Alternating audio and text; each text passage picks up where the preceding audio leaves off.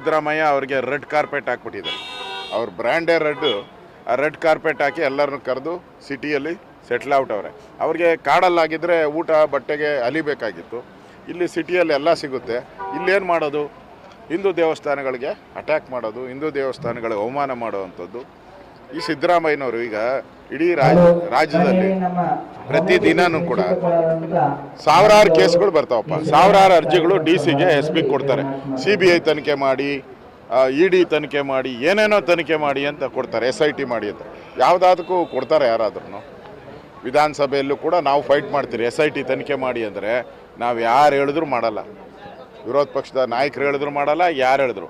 ಅವನು ಏಕಾಏಕಿ ಅವನು ಎಲ್ಲಿಂದನೋ ಬಂದವನು ಅನಾಮಿಕ ಅಂತ ಹೇಳ್ಬಿಟ್ಟು ಬಂದ್ಬಿಟ್ಟು ಮುಸುಕುದಾರಿ ಹಾಕ್ಕೊಂಡು SIT ಮಾಡಿ ಅಂತ ತಕ್ಷಣ ಮಾಡ್ಬಿಡ್ತಾರೆ ಸಿದ್ದರಾಮಯ್ಯ. ಅಂದರೆ ಸಿದ್ದರಾಮಯ್ಯನ ಮನಸ್ಥಿತಿ ಏನೈತೆ?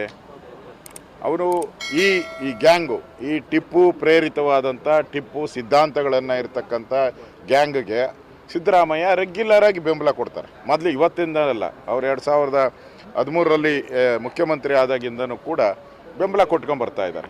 ಆ ಗ್ಯಾಂಗು ಈಗ ಅವನು ಮೈನ್ ಸೋಷಿಯಲ್ ಮೀಡಿಯಾದಲ್ಲಿ ಮಾಡ್ತಾವನಲ್ಲ, ಅವನು ಯಾರೋ ಸಮೀರ್ ಅವನು ಯಾರು? ಅವನು PFI SDP ಕಾರ್ಯಕರ್ತ. ಅವನು ಈ ಸಿದ್ದರಾಮಯ್ಯ ಅವನ ಮಾತು ಕೇಳ್ಕೊಂಡು ಕೊಡ್ತಾ ಇದ್ದಾರೆ ಅಂತಂದರೆ ಇದರಿಂದ ಯಾರಿದ್ದಾರೆ? ಸಿದ್ದರಾಮಯ್ಯ ಇದ್ದಾರೆ. ಅವರ ಆಫೀಸ್ ಪೂರ್ತಿ CM ಆಫೀಸು ಇವರಿಂದ ಸುತ್ತುವರೆದ್ಬಿಟ್ಟಿದೆ. ಈಗ SIT ತನಿಖೆಯನ್ನು ಕೊಟ್ಟಿದ್ದು ನಾವು ಸ್ವಾಗತ ಮಾಡಿದ್ದೀರಿ, ಇಲ್ಲ ಅಂತ ಹೇಳಲ್ಲ. ಪ್ರಾರಂಭದಿಂದನೂ ಹೋರಾಟ ಮಾಡ್ತಾ ಇದ್ದೀರಿ, ಇವತ್ತೇನು ಹೋರಾಟ ಮಾಡ್ತಾ ಇಲ್ಲ.